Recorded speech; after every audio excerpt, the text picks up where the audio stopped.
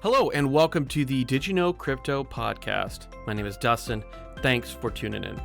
Today I'm going to be interviewing Murad Mahmudov, a Bitcoin maximalist or a majoritarian as he would call himself. And we discussed a bunch of different topics from economics to Decred, various other projects, and just kind of what is Bitcoin and what is the future of Bitcoin. I know you're going to enjoy this as much as I did, so thanks for listening. But please, before you listen any further, go on iTunes, leave us a rating and review, go on our social platforms, like, share, and just help spread the message. So once again, thanks for listening and enjoy the show.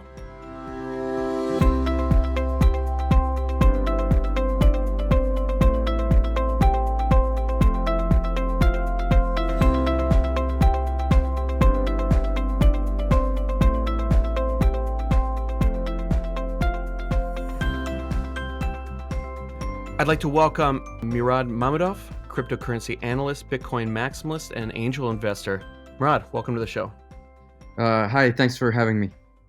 Now, I know it's pretty cliche, but I do ask, and I guess everyone asks every guest this, but I do think it's important, especially for new people that are coming in and to see how others, and especially people that have a higher profile in the space, how they got into it. So how did Bitcoin find you? Yeah, so I did a year abroad in college when I was in China, and that was during the previous bubble, sort of a late 2013, early 2014. Really sort of got into Bitcoin then. A lot of my foreign friends, because a lot of early Chinese exchanges still didn't have that much liquidity at that point in time. Some of my Western friends were essentially bringing coins from abroad into China and selling them at a small premium. And I was sort of in those circles, attending some Beijing crypto meetups and things like that. So that's how I got in.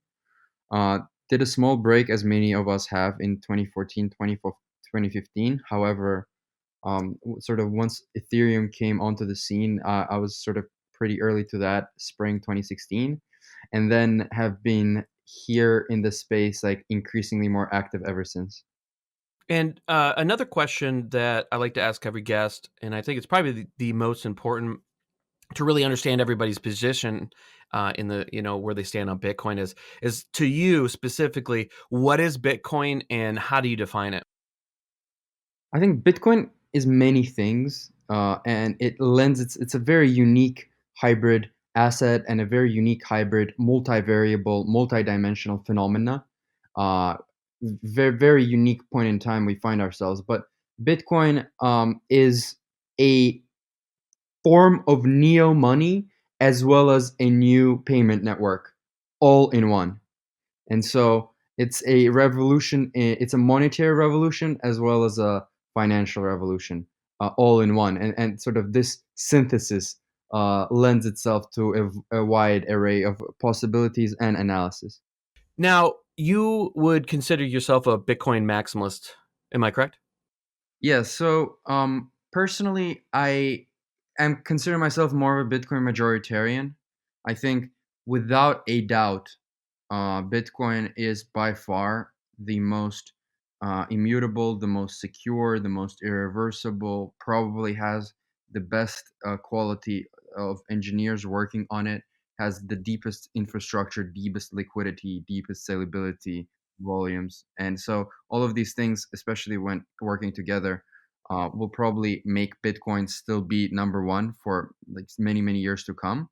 However, I actually think that there will probably be, at least for the next couple of decades, three or four store of value assets and cryptocurrencies. And so uh, I am a Bitcoin majoritarian, but I do like a couple of others as well. I've heard you talk about Decred as well as being one of them that you are somewhat favorable to that's out there. Yeah, I haven't talked about it in a while, actually. If you don't mind me asking, where have you heard? Where have you heard that? Like on Twitter? No, it wasn't on Twitter. I think it was, oh gosh, I can't remember if it was It's in. probably like Marty Bent's Tales from the Crypt. Yeah, I think it was with Marty Bent. Yeah, so I really like Decred, and I am very contrarian here. A lot of Bitcoin maximalists disagree with me, but I think it's going to be like one of the top three coins. And right now it's like number 35 by size. And it doesn't even need to beat Bitcoin to like essentially grow tremendously. I just think it's like it's an extremely mispriced asset. It's at around 120 million right now, which is like nothing. And despite that fact, I think like people will realize just how undervalued it is. And I think like a lot of investors, both institutional and retail, will allocate to it more. I expect Decred to move from its position as number 35 to somewhere in the top 5. And I think that's like a very good trade.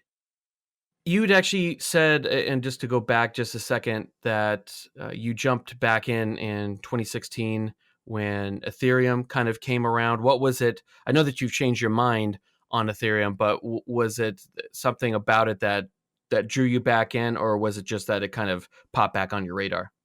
Yeah, some of my friends, like that was like before sort of the whole ICO mania. That was just sort of when Ethereum was getting off the ground. I believe that was April 2016. Some of my engineer friends back at Princeton, they really recommended sort of to look at the asset. I bought some, essentially held it for the next couple of years, and um, once I started delving deeper into the monetary economics and the valuation models and the value propositions of these blockchains, I realized that really, like, at the risk of sounding crude, like store of value at the moment is like the only legitimate narrative. The way to think about cryptocurrencies right now, more precisely, is that they are something like precious collectibles with the intrinsic qualities and potential to one day become a full-fledged money.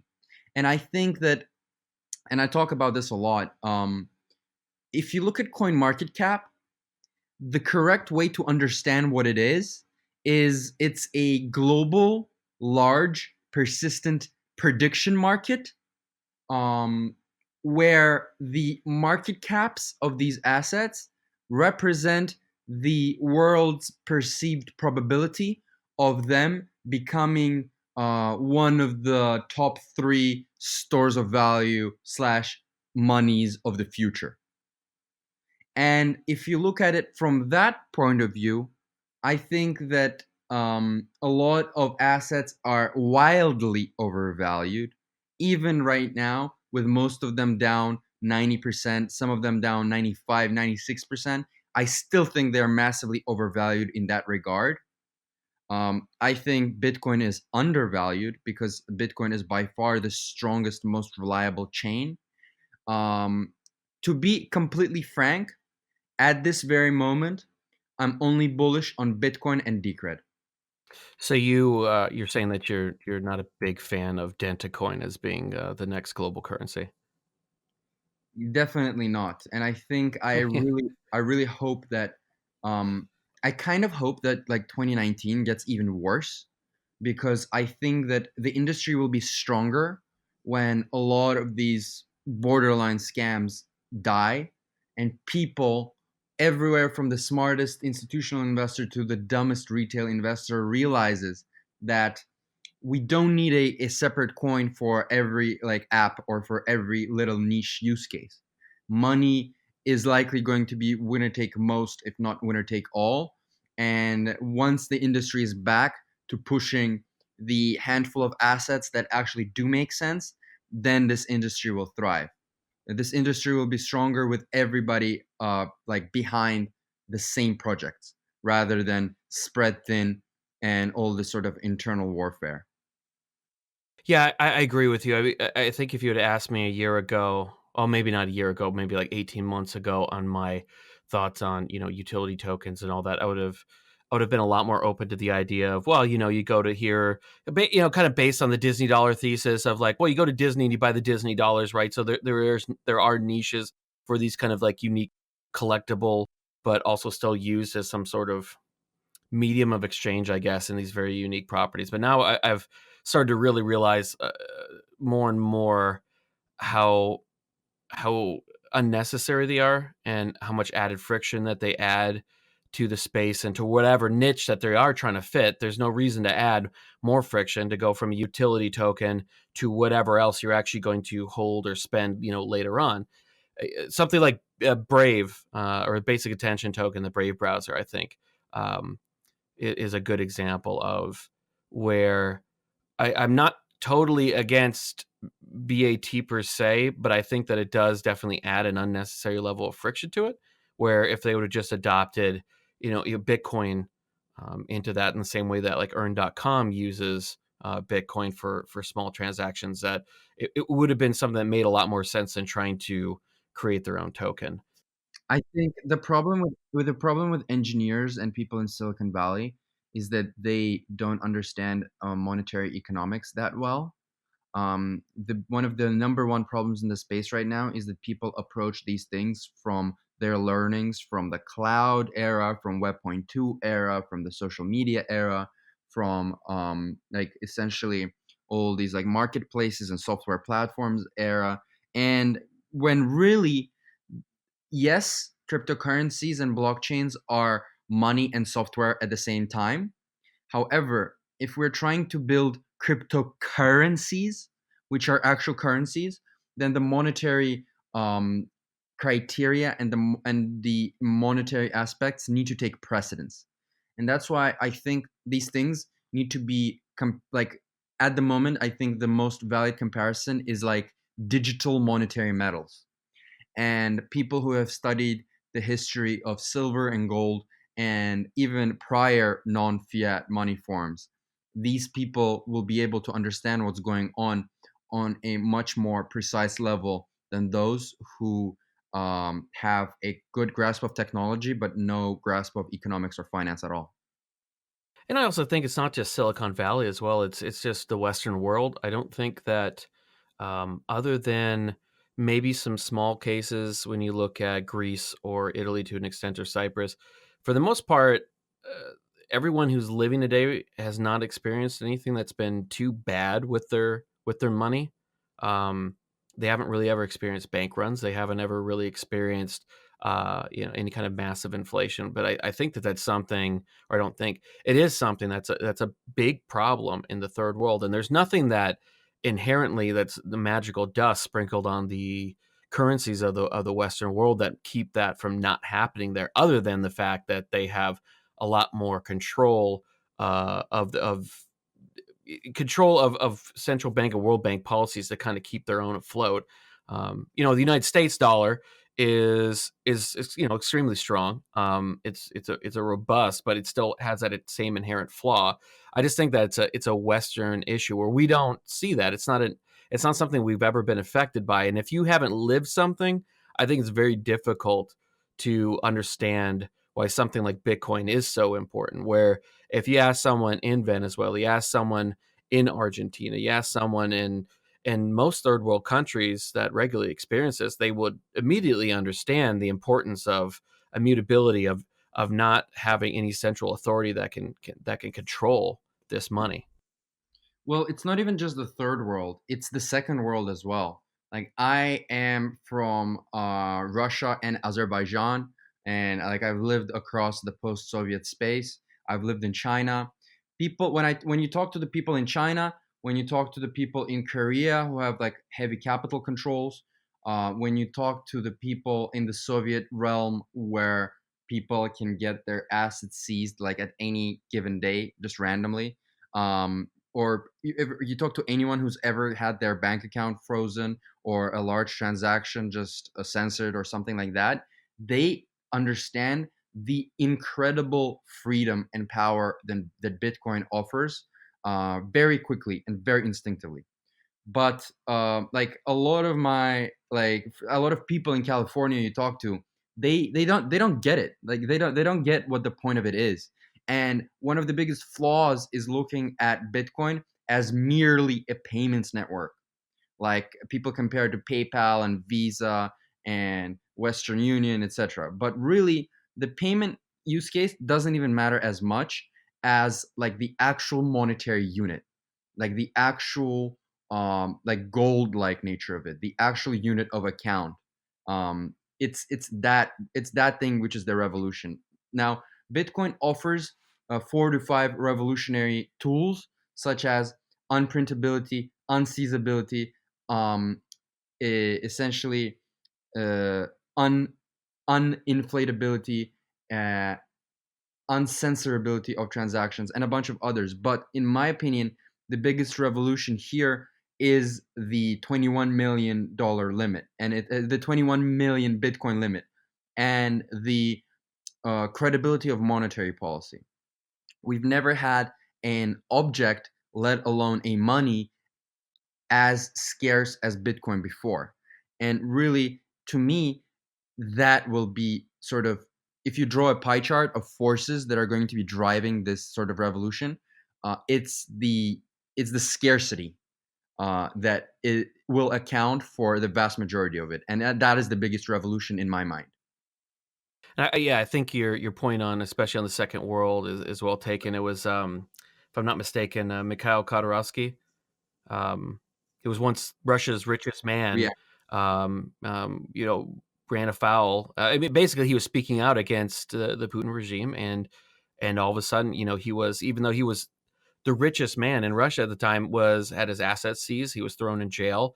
Um, the same happened in Saudi recently, a few years back, when the new crown prince took over, where when your currency, when your wealth is being held in institutions and denominated um, in currencies that are controlled by world governments, it's very easy to be able to you know, take that money from them, to be able to seize that money, and Bitcoin does not allow you to do that if you hold the private keys, right? There's a difference if it's held custodially, but given your background, coming from that region, I've always been kind of a little bit perplexed why the Russian government has seemed to embrace, per se, seemingly more than a lot of Western nations, embrace the crypto economy. yeah. Well, the Russians know that the ruble will probably never become the global reserve currency, so they have much less to lose than Europe or America does. I mean, in the current monetary regime, the US dollar grants America and American banks tremendous amounts of power and seniorage. So, if hyper Bitcoinization was ever to happen, um, I believe that, like, at some point, Russia and China might just say, "Look, we've had enough. Let's find an apolitical source of apolitical currency, or as well as an apolitical settlement mechanism." So there's a sort of a revolution going on both fronts, on the actual monetary front, but also on a massive settlement. And that's why I tell people Bitcoin isn't fighting against Visa or PayPal. It's fighting against, it's competing against central banks, and it's competing against Bank of International Settlements, which is an institution, and as well as things like FedWire and Swift, which are all the essentially rails which settle massive sort of transfers between large institutions and governments. And any government which has such a monopoly on any given payment rail, as well as a monopoly on the actual money creation, money transmission, money production, um, can weaponize that. And like, there's a lot of geopolitical component to these discussions. Bitcoin, really, it's similar to silver in the medieval ages in the sense that it is trustless money, and it is money of the enemies. You don't need to trust any kind of private system. You don't need to trust any kind of private bank, or any kind of sort of like IMF, World Bank, BIS, etc. And so, in that sense, you can conduct global commerce without like trusting any kind of middleman, or your counterparty's government, or your counterparty's central bank, or anything like that. And in that sense, I think it is a much more neutral money, and I think that all these things combined will essentially lead to like a renaissance of global trade, and will finally get rid of all these like 200 local fiat currencies, which really they are like local utility tokens. And the world doesn't need 200 currencies. The reason they exist is because obviously local authorities want to have tremendous amounts of like local power. Because think about it, money is usually the most in any given area, it's the most demanded good. And just imagine the amount of power that somebody has when they can create the most desired product ad infinitum. That grants them infinite power. And I think that people will realize this. Well, people will also realize that Bitcoin is the strongest, hardest, most uncensorable, unstoppable, unseizable money product ever created. And so, because of this, I think more and more money will start flowing into this asset. First, speculatively, sure, but the bigger it becomes and the more it saturates its speculative dynamics, the bigger it will become and the more liquid it will become um, in terms of becoming actual money. And one of the things is kind of going off a little bit here, but the uh, when we start talking about this far, farther into the future, or maybe sooner would be nicer. But I suspect that we're all a little bit impatient for the hyper Bitcoinization to happen. But uh, one of the things I've always thought is that with the way that exchanges work, right, where you're basically transferring, or they're mostly used, especially something like Coinbase is used to transfer fiat into whatever crypto that you're going to be buying. Usually it's going to be Bitcoin and Ethereum or whatever right off the bat, and then people start to branch out into whatever, whatever pump that they're hoping to catch. But towards the when you start to hit the point of no return, when central banks start to, and money managers, when endowment funds and all that, when they start to pull Bitcoin in there, and once the central banks start to realize that they're going to start to rapidly lose control as their the spending power, which is the real test, not the dollar value of Bitcoin, but what can you buy with it, right? Um, Once that spending power starts to go down with their fiat currency and it starts to go up with Bitcoin or stay stable with Bitcoin, either way, what's to really stop them from going, okay, let's just start printing money? And this is, I've always just been kind of a thought that I've had, so I'd love to hear what you have to say on this. Is what's to stop them from, in the short term, printing a bunch of money and buying as much Bitcoin as they can? I mean, I know overall it by them doing that, they're signaling to the world that Bitcoin is better. But would that not possibly be somewhat detrimental to the space if they were doing that? Well, there's three things here. First of all, if they start printing a lot of money, definitionally Bitcoin's price will go up relative to the money supply of fiat currency. Two, if they aggressively start bidding up Bitcoin, then like people will realize this. Buying a lot of Bitcoin is really really difficult. Like you need to understand that like 12 million Bitcoins are like held. They are not circulating on exchanges. They're not being actively moved. And so that means that like Bitcoin in the grand scheme of things is very illiquid. Buying a lot of it, you're inevitably going to move the price. OTC desks are definitely going to catch up to this massive operation that's happening. Such an information is like it's impossible to do something like this without at least involving 50 or more people. And once this news spreads out, the price of Bitcoin will just go vertical, like in the course of days. And essentially, even if they buy some Bitcoin, buying every subsequent Bitcoin that they buy is going to be more and more expensive. And like I like just like on the back of a napkin, like if you do some of the mathematics, they won't really be able to buy more than 3 or 4% of it at most. And even if they do that, like the price is gonna skyrocket. So it's really really tough. Oh, and like hardcore Bitcoin whales and hodlers know that something like that is possible, and that's precisely why like people who are already very very rich in the space and like really ideologically committed to it, they don't trade and sell in the cycles anymore. They just hold, and they encourage other people like them to hold as well. And that's why like 50 or 60% of Bitcoin is just like held. And like if that's true, then it's like impossible to buy a big enough chunk to really like influence Bitcoin.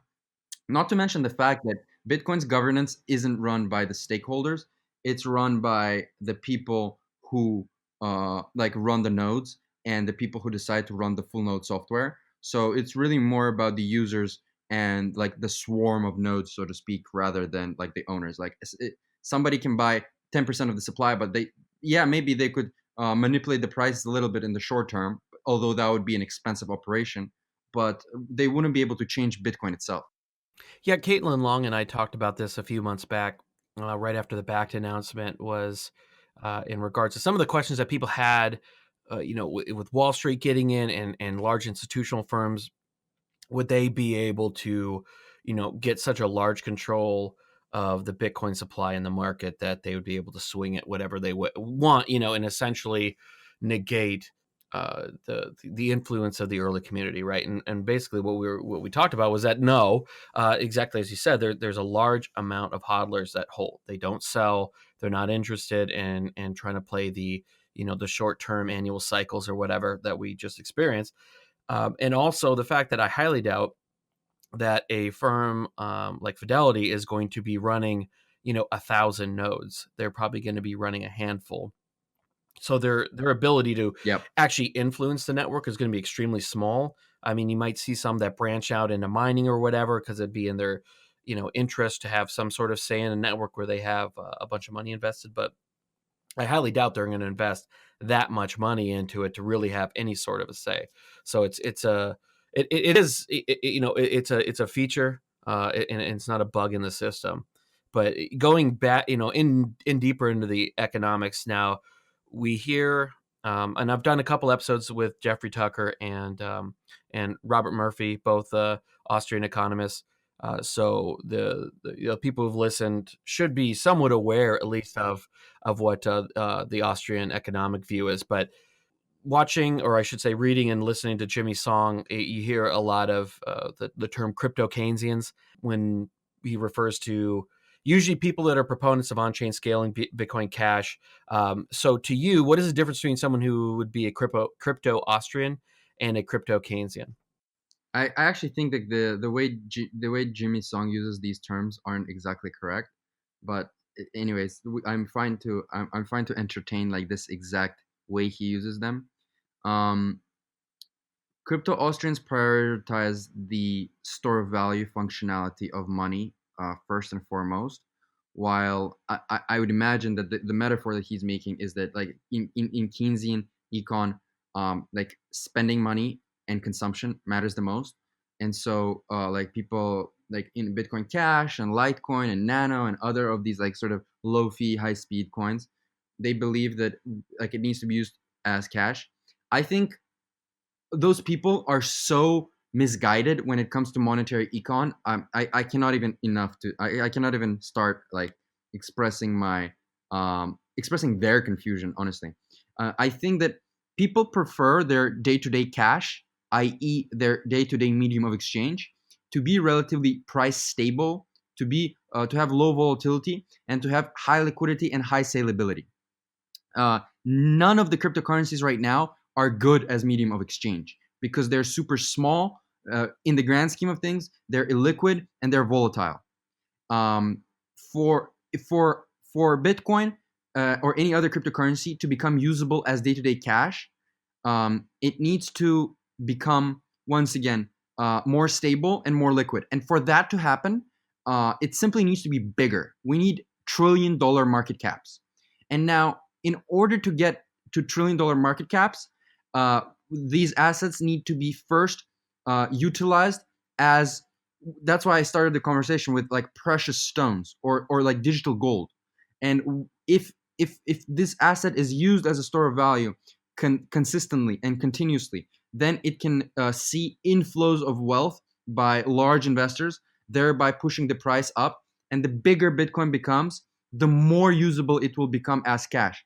Not to mention the fact that, in my opinion, spending Bitcoin today or buying coffee with it or anything like that is, in my mind, the most irrational, clueless thing you can do because nobody wants to be the pizza boy.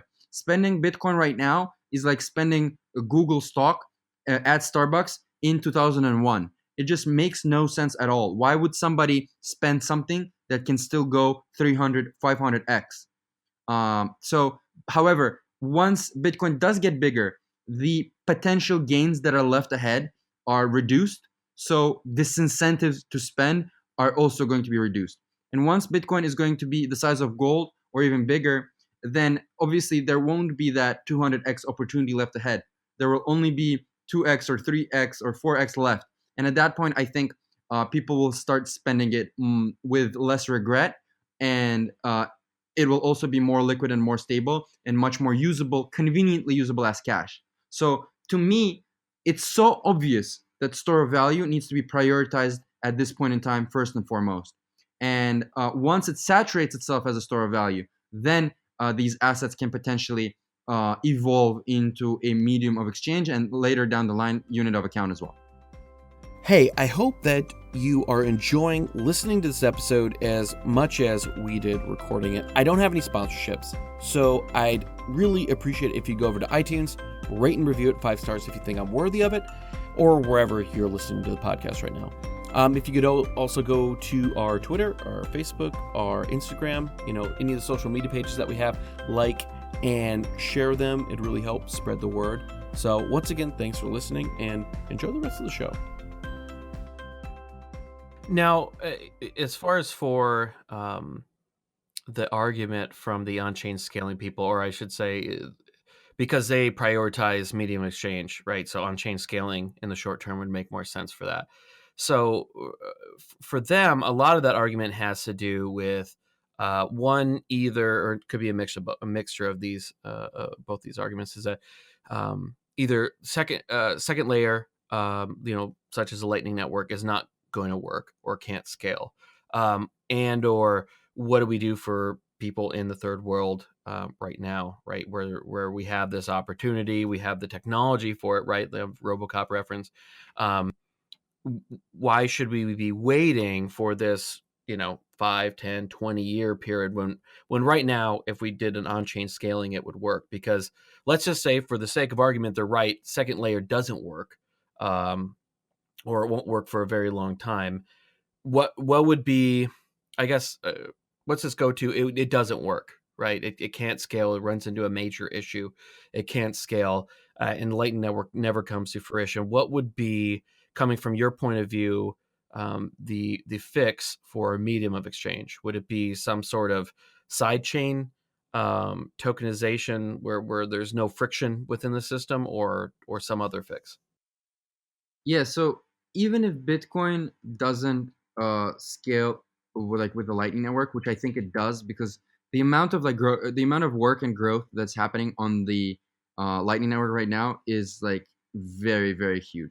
But I have no doubts that that will work now. But even if it doesn't, Bitcoin is still useful as a money and as a base money reserve asset, and as a settlement mechanism of large transactions.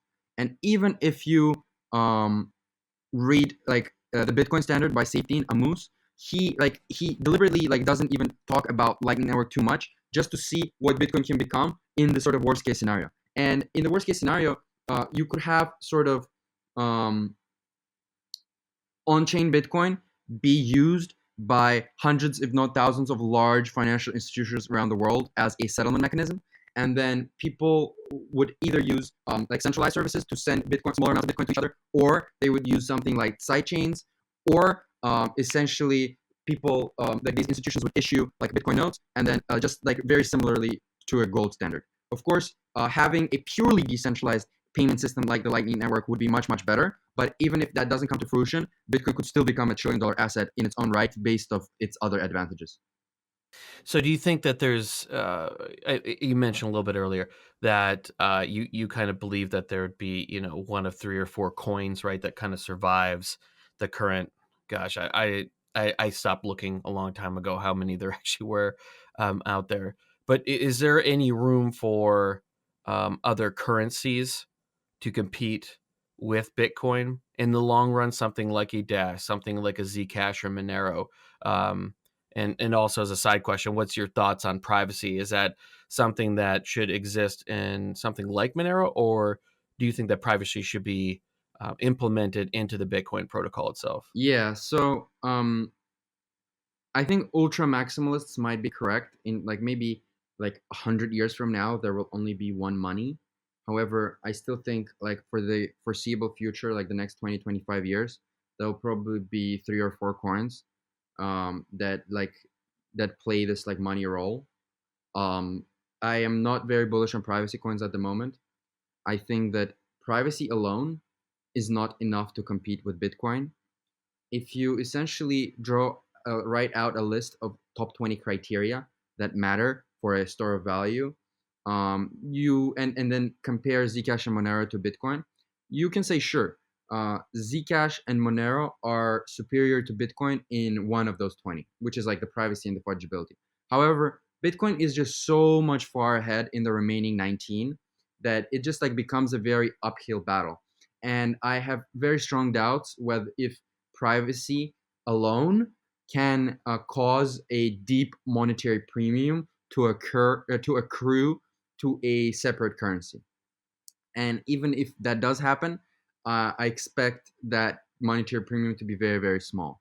But nevertheless, I do think there will probably be two or three chains that act as money and have the store of value properties for the foreseeable future. As I've said, I think Decred. I'm more bullish on Decred than I am on privacy coins because it differentiates not just on one thing, but at like seven or eight things at the same time. And it's like the way it's structured is if the incoming investors um, decide to diversify because I mean there's a big argument whether you should be diversifying in like the money sub niche at all, but I think they will diversify. And I think money at the end of the day, store of value is about, on a psychoanalytic level, it's about anxiety reduction and holding like three or four store of value candidates rather than just one just reduces investors anxieties. And I think that Decred is poised to become like a true silver to Bitcoin's gold. I never considered Litecoin to be a silver to Bitcoin's gold because divisibility is not a problem in the software realm. So you need to be looking for other characteristics that differentiate against Bitcoin. And I think that Decred Mhm. is very smart because the three or four things that it differentiates is arguable. So here's the thing, right? If it's hard to compete against Bitcoin on technology alone, because if the technology is really proves itself over the coming years to be really really that good and safe and secure, then at the end of the day, these are open source softwares, and if there's community demand, then and there's community consensus, then any advantageous technology of like coin number seven can be added into Bitcoin. And what happens to that coin after that? Like it loses its entire value proposition. So I really like Decred because it differentiates itself uh, along certain verticals that probably Bitcoin will never adapt. So it has on-chain governance, which is a completely different paradigm on how to like run chains. It has hybrid proof of work, proof of stake, which according to some can actually be more secure because like an attacker would need to not only get 51% of hardware, they would also need to get 51% of the coins, which like when you multiply those probabilities together, it comes down to like 12 times more expensive to attack, assuming the same market cap, right? And also it has like 10% of the block reward goes to the treasury, which is going to make it very sustainable. If Decred say goes 100x from here, it's going to be just such an extremely wealthy chain. They'll be able to hire anybody, spend on anything, buy anything, and that's just going to go a very very long way. And I think it's also and like also it's Decred has something that a lot of people don't know. Like it's essentially unforkable. Like it's very fork resistant. So contentious forks and chain splits like Bitcoin Cash and Bitcoin Gold, etc., they are impossible on Decred because essentially if the stakeholders haven't approved like that fork, like then it just doesn't keep going forward, or it becomes extremely expensive to maintain. And so I think like all these characteristics that I described, especially like hypersecurity and um, unforkability, they're going to be very, very palatable to institutional investors as well as to retail investors that like start to delve deeper. I think Decred is a hidden monster. It's like quite undervalued right now, and I'm like very excited about it. You mentioned Litecoin there, and I've been trying to find somebody from that community to come on to explain, because my issue now is uh, I've got a soft spot for it because that's when I started to get involved in crypto. Like I started mining Litecoin was the first thing that I did because ASICs had already come on board, and I just bought a bunch of GPUs, right? And and so I do have that kind of nostalgic soft spot, but I still can't figure out what the use case is, because Litecoin's pretty much lockstep with Bitcoin. They have gone with, we're going to do a Lightning Network on Litecoin, just like Bitcoin is. And my question is, if Litecoin works, Lightning Network works, it comes online on Bitcoin, comes online in Litecoin. What's the use case? Why would I even use Litecoin? Because the fees are just going to be just as cheap on Bitcoin as they are in Litecoin, and the only advantage of using Litecoin Lightning Network is the day that I want to close the channel, it's gonna be maybe a cheaper fee, and it's going to be what a quarter of the time faster, or it's gonna um, be included in the block, in a quarter of the time. I don't see a use case for Litecoin at all anymore. Yeah, I mean, I think Litecoin is like essentially worthless at the moment, because you're precisely correct. Lightning Network makes like half the other cryptocurrencies in existence uh, become instantly worthless. Yeah, because a lot of these ones are based around the idea of like, well, our confirmation times are faster, or we have lower fees, or whatever. And if the second layer works and Lightning Network comes online, and you are doing most of your, I guess, if you want to say, when you're doing like the daily transactions or whatever, you can actually buy that, if you want to, that coffee through Lightning Network. Your fees are going to be low, and you can essentially keep Lightning Network is almost your hot wallet on there, and you don't ever really need to settle it until you really want to, or you want to get that money off there, or whatever it may be. But I don't see the use case, like you said, for a lot of these coins that are boasting lower fees and faster confirmation times. I still haven't figured out, and I'm guessing some people have surmised. I can't say I know Charlie's mindset, but maybe knowing his own roadmap, where that's going to lead. Maybe that's why he got out. I don't know, but I'm still open. If anybody listening is in the Litecoin community, more than welcome to talk about what this use case is. But so far I can't find it. Yeah, I mean, it's a glorified testnet essentially. And one of the things I wanted to ask you about was a while ago. I guess it wasn't that long ago that you were on the Noted podcast with Pierre and Michael.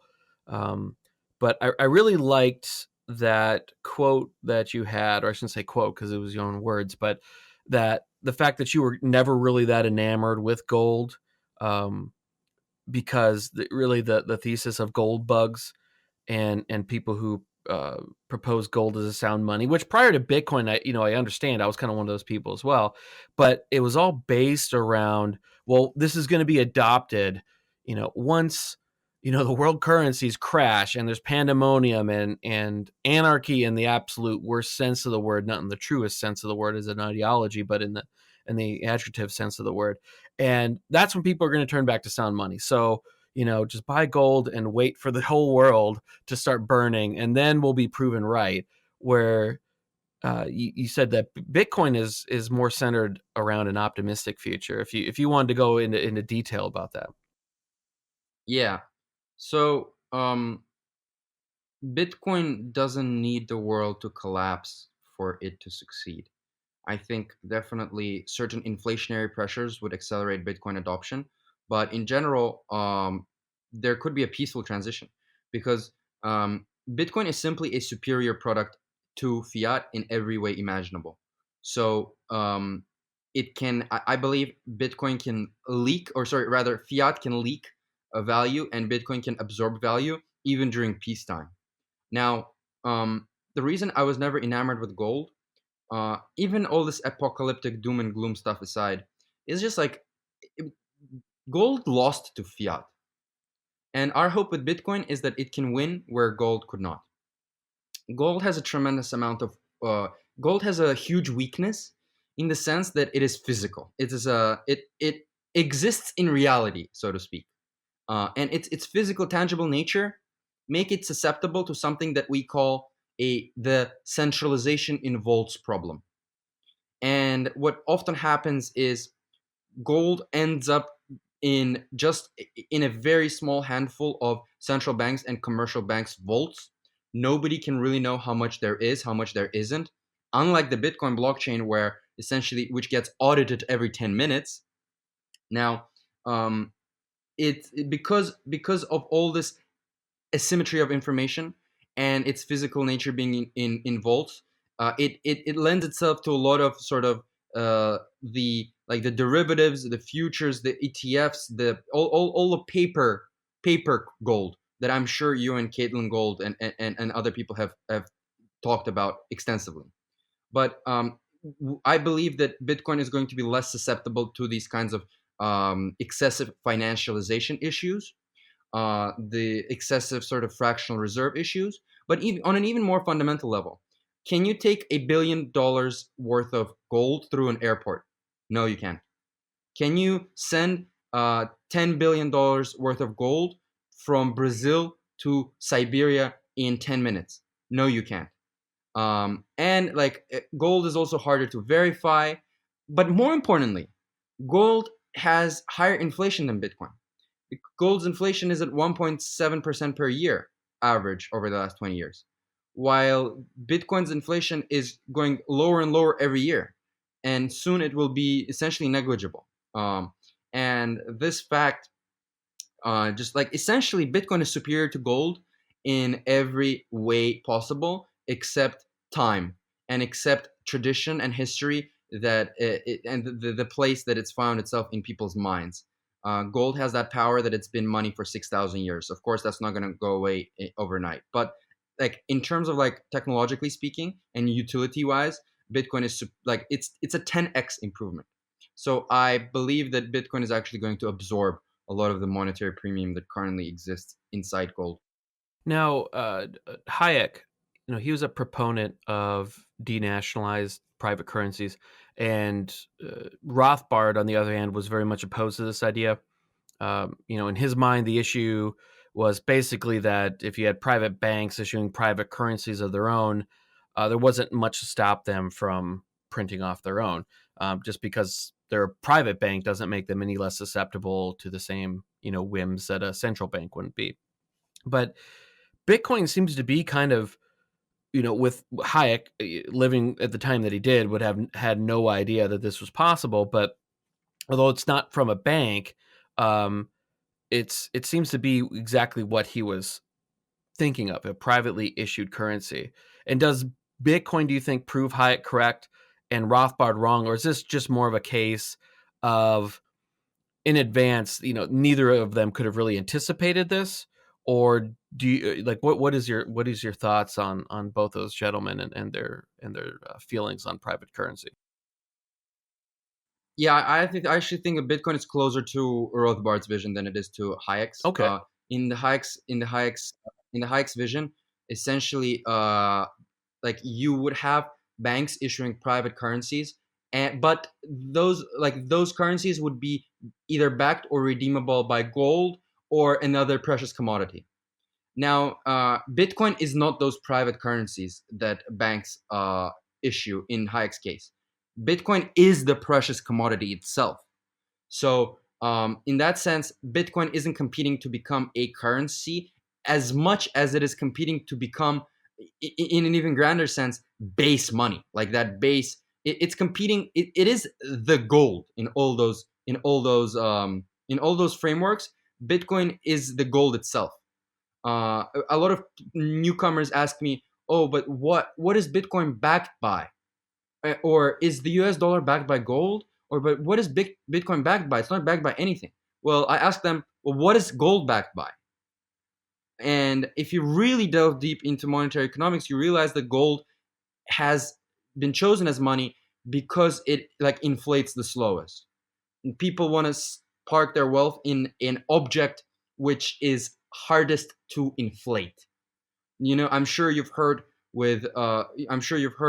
from Safety or from others stories where Africans that haven't traveled the world, they used beads as their local currency. Now that was fine because beads were Hmm. scarce in Africa or in their local parts of Africa. But the Europeans used silver as money, and they noticed that uh, beads have a monetary premium there.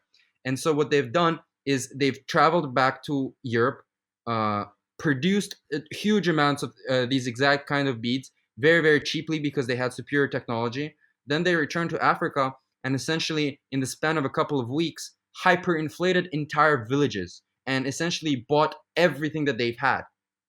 And like gold survived in this sort of game theoretic evolutionary sense after countless periods and countless tribes experimented with all kinds of money. Essentially, the tribes that used gold as money succeeded because no enemy could come and do what Europeans did in my story. And or rather, it is hardest to do that with gold. And Bitcoin essentially takes that into overdrive, and it's even harder. Essentially, Bitcoin is gold on steroids that you can send across the world very quickly. Now, to get further into the Austrian weeds again, and I do this quite frequently, but it's probably like the fourth episode where I've talked about Mises regression theorem. But I've had multiple guests have different opinions on whether or not Bitcoin meets the regression theorem of money. Whether because by the definition was that it needed to be a commodity, something of value prior to becoming a currency, right? And there's one theory that says, well, this was in a mistranslation, that his original translation was money or commodity or service, and that you could argue that the blockchain itself provided the service prior to it being considered a money before the pizza purchase or whatever. Other people said that it meets the definition, or that it doesn't matter what that definition was, right? That this is kind of a whole new thing that Mises never could have heard or thought of. What is your opinion on this? Does it meet the regression theorem? If it does or doesn't, does it even really matter at this point? Is it something new that we should be adding into the regression theorem ourselves? Yeah, so there's like four or five things I can say on this topic, and that's a really, really good question. But like at its core is like once Bitcoin or has a market price and is kind of used as money already, it doesn't matter because it's already there, you know. But this is something that's widely discussed by Austrians in the space. There are generally two views here. Oh, first of all, regarding like what Bitcoin is in general, some people consider it a synthetic commodity money, which is like trying to create something like gold in the digital world. And its non-monetary use is like a token slash fuel to operate the Bitcoin payment network or to operate the Bitcoin timestamping service, right? Or Bitcoin is a quasi community fiat money, and there is like no non-monetary use at all. And it's in that sense, it's just like government money, but it's like competitive and it's much stricter. To me personally, the semantics don't matter. What matters is that Bitcoin is hard sound money, irrespective of like categories. And I guess like for more digging into this exact question, I recommend like Robert Murphy's lecture at like Bitcoin Texas conference. I believe that was 2014 or 2015, and it discusses whether Bitcoin does or does not challenge the Mises regression theorem. Some have said that we can consider the psychosocial early use among cryptographers as a collectible or as like an experimentation platform or whatever to be a form of the non-monetary use. So in that sense, Bitcoin very early on could be kind of like a crypto kitty. You know what I mean? The others have argued that like the barrier doesn't matter. As I've said, what matters is that BTC went from 0 to 1 cent, and once it has a global trading price above like 1 cent, all the qualms above are solved and don't matter. And monetization had already begun. Doesn't matter how, doesn't matter why, it's already monetizing, right? My latest view on the issue is either that regression theorem isn't violated if you twist it to include like the psychological, the psychosocial collectible uses, or it doesn't even matter at all even if the cornerstone of Austrian monetary thinking, uh, partially because like those guys back then couldn't sort of imagine the digital realm and the digital items and how things could like how intangible commodities could behave. In any case, gold's early ornamental use by a rich merchant's wife or by a tribal chieftain's wife as jewelry is very similar to me how coders used Bitcoin in 2009 for essentially like fun purposes or for studying purposes. Those are very similar to me. And also, like my latest thinking is that it doesn't matter if something is physical or intangible, a commodity or just paper. After all, money is a ledger. Even gold is is a form of a global ledger. And what really matters is what I call trust, reliability, and assurances. And I call the following sort of the assurances theory of money. All sets of objects, ledgers, and systems, tangible or intangible, digital or physical, permissioned or permissionless, are, as we say, and as we speak, are in a slow competition with one another who can perform the following assurances better. And these assurances are assurances that your money won't be diluted, assurances that your important global transactions won't be stopped, assurances that your wealth cannot be seized or frozen, assurances that the global ledger of balances and transactions is secure and immutable. These are the core value propositions. Semantics don't matter to me. All objects, all software, all hardware is competing to do these four things best. And whoever does these four things best will win. And so it's all about money system trustworthiness and perceived reliability. Now, some of the kind of moving back into the analytics or looking into the future, one of the theses of some people, I should say, in the space, and I think it's more of a dose of hopium than anything else. It's along the lines of institutional money's coming, but that, well, when we get the next recession, when we get the next 2008 crisis, that's when everybody's going to jump into Bitcoin. I'd like to hear your thoughts on it. I don't agree. I think that most of the money that's in the space right now, at least when you look at it in the change from 2016 to even right now, even with the downturn, a lot of this money is speculative, and I don't see a lot of those people. At least when we're talking about price, right? We're not talking about actual, amount of Bitcoin being held is mostly speculative. But as far as the price going up is what they're talking about. Is that most of these people that are in here that are speculative, once the recession hits, they're going to be selling that money off, just like they're going to be panic selling their stocks. I'm open to being wrong, but I was wondering what your thoughts were on that. I think if we see something like 2008, Bitcoin is not going to do very well.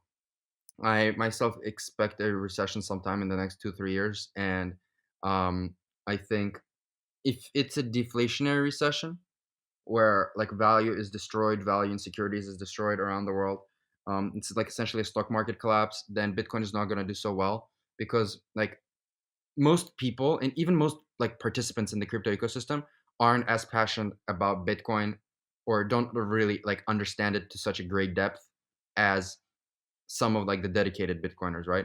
And so they're just gonna sell it because let's be honest, like to most people, these are still highly risky assets, almost like they're essentially like options and very very speculative, very very risky. Um, Not the infrastructure, to be honest, isn't quite there yet to accept like it as a safe haven asset that will need at least two or three more of these boom and bust cycles and bubbles for it to get to that stage, both in terms of size as well as infrastructural and technological development.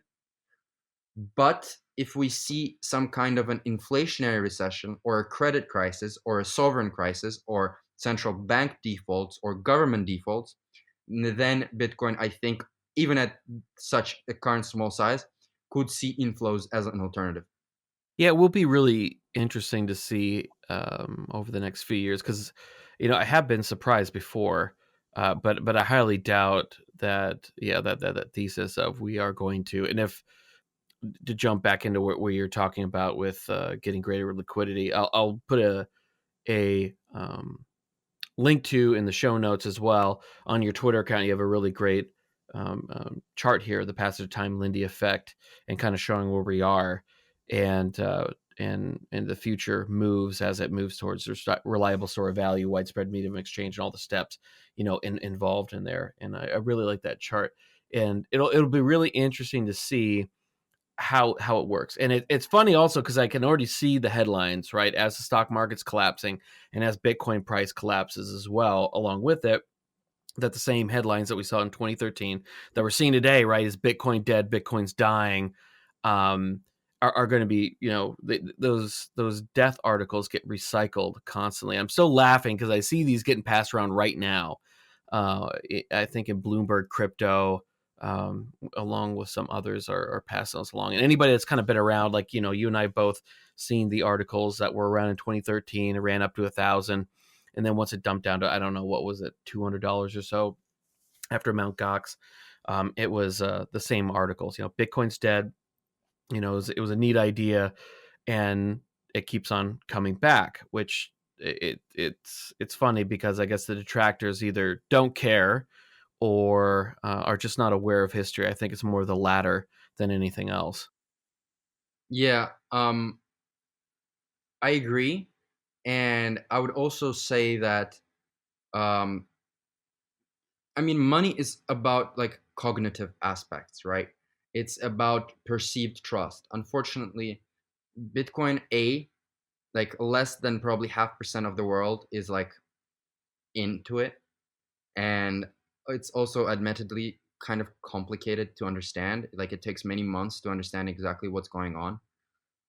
And once again, the UX is like still quite hard. Like we need companies to build much easier Lightning solutions, much easier wallet solutions, much easier custody solutions, just like so that we would have the same exact UX that we have with Venmo and PayPal right now, just with Bitcoin being in the Yeah. back end. And until we are at that point in time, um, it's not going to be like that go to for people. But that doesn't mean that Bitcoin's price can grow, uh, like in the meantime. I think it will. And I agree with you in terms of these headlines. Bitcoin will probably have a 130,000 blow off top in 2023 and then drop to 35,000 in 2025. And Bloomberg will probably proclaim that Bitcoin is dead at 35,000, you know? Yeah, it's you bring up the UX and UI, and I think that's one of the bigger issues because understanding the economics behind it is, uh, I think one of the hardest things, just as an education issue, because it's the most important thing of it, right? That's actually what makes it more than just Disney dollars, and what actually makes it valuable and will become more valuable in the future. And I think that trying to teach people uh, economics is always been one of the shortcomings of anybody outside of the. I mean, like even the Keynesian school, it's not like they go into depth. They just kind of give very easy talking points of like, oh, when everything's going bad, we'll just have the government run deficits, and we'll buy up a bunch of assets, and then once they go out, then we'll just tax rich people, and then we'll be back to normal. And so it's really easy talking points compared to when you're talking about the Austrian theory, and you have to kind of really spend a lot of time, and even with Austrian economics, even with Bitcoin, and the amount of time that I've spent over the years reading on it and trying to understand it better, I still don't understand most of it. But I think really where you see adoption really grow, always been my opinion, is that when you make it easy for the average person, you make it as easy as, like when we talk about CryptoKitties, but making it easy as Flappy Bird, right? Or Venmo or Cash App, where you download it and you don't have to think about it. And it's clean. It's when things look nice and they're very simple to use, people, whether right or wrong, put more trust in it. And I think to me, um, I think one of the issues we have in this space, and I could be totally off with this, is that I think a lot of the design, a lot of the companies are run by people that are engineers. And my experience with engineers in any discipline, whether it's civil engineering or whatever, they don't have a real good grasp of consumer demand and understanding of consumer trends and what the average person wants in something. They're far more concerned, and rightly so. That's their job, to make sure everything down to the smallest minute detail works. Where they don't really, they'll make a, like an interface on something that has everything you need, but it's highly not intuitive. It has every button you need on there for every possible thing that you'd use for that thing. But I don't know if that's, if you agree with that, that we need maybe a little bit more attention to consumer UX and UI. But I think that the engineer mindset is bled over a little bit into that, and that's one of the problems that we have. Right. No, yeah, I definitely agree with you there. But I'm very optimistic that all these sort of UI UX issues will uh, be consistently improved, and we're already seeing that with some of the products, uh, like Casa Hodl and like Pierre Rochard working on some Lightning stuff, and like easier custody, easier hardware wallet software, etc. It's improving, but it will take a decade. But we're getting there, and Yep. Bitcoin can be growing bigger in the meantime as well. Yeah, I really, I've been wanting to get my hands on one of those Lightning nodes just to try it out, because I think that's where it's at, where it's, you plug and play, and the easier that you can make it for someone to just plug something in, and just like you would any other app, I think I think is where we're going. But I don't want to hold you on, or hold you here for too long. We've been going for a while. We had a little bit of technical issues at the beginning on my end, but I really appreciate you coming on. It was a great conversation. I really did enjoy it. Before we leave, what are you up to these days, and where can people find you? Yeah, I'm currently I'm raising a crypto fund. And I'll probably be launching it early 2019. I think that would be a very, very good time. I'm really happy that, unlike some of my college friends and some of my old work friends, instead of starting a fund in January 2018, which didn't turn out so well for some of them, I will be starting one at like the bloodiest of the bloody times. And I think a lot of quality crypto assets will be able to be purchased like very, very cheaply, because both prices overshoot in both euphoria as well as a panic. And yeah, I'm very excited about that. And in terms of where people could find me, always find me on Twitter at muststopmurad. And I will have all the contact stuff, as well as all the things that we mentioned in the show notes at the website at didyouknowcrypto.com, and you'll find that in all the social media links. And once again, Murad, thank you very much for coming on. Thank you. I appreciate the invite.